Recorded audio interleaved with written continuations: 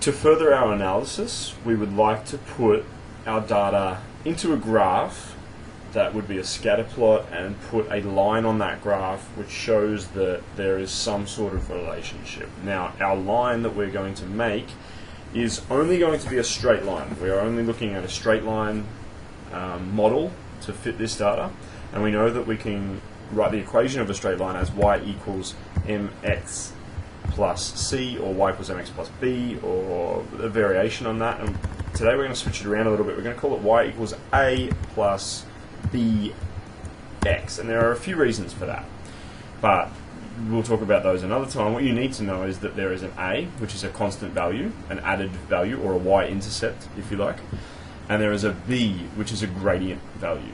Now we have to get those values from somewhere, remembering that the y itself and the x can change. They are variables. So for example, the age would be our x variable in this case, and that will be different every time, and that will give us an output y variable, which would be the assumed height of that person for whatever age they might be, which is why we're calling this predicted. So we're assuming, using a line model, that a certain person at a certain age will be a certain height accordingly.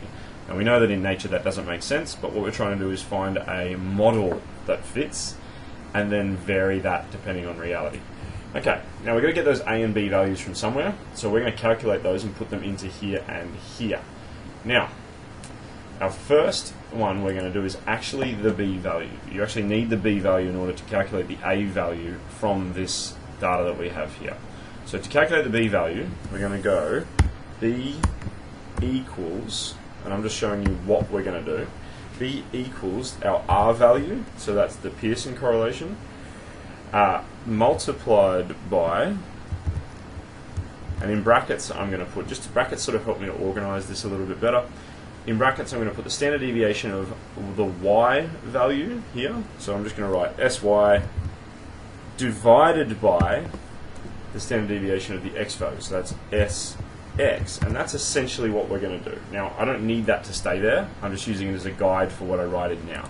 So I want to calculate my b value, so I'm going to start by writing equals. Now remember, we can make our own formulas. So where's my r value? My r value is this one, so I click it, and I want to multiply that using asterisk, and then put my brackets in to organize my thoughts. Sy, which is this one, divided by Sx, which is this one. And that gives me my formula, and I should get a number at the end, which is 6.16337. That is now my number that gives me the gradient of my line that fits this data as a model. Now, you can go back over that if you want. Go back, skip back, have a look at that again, but I'll just move on to the next one for you now. We're going to do A. How do I find A, or the y-intercept of this?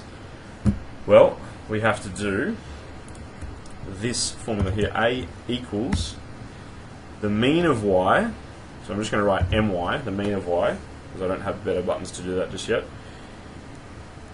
minus b times the mean of x. So that's the mean of y minus m times the mean of x. Okay, so let's put that in now. So A equals the mean of y, so that's this one, minus, and I'll do it in brackets now so I organise it, b multiplied by the mean of x. And I'll close my brackets, and that should give me my number, and I get 68.9037. That is my y-intercept. And now I have both of those numbers. Don't actually need these in here, I was just using them as a guide so we can get rid of those.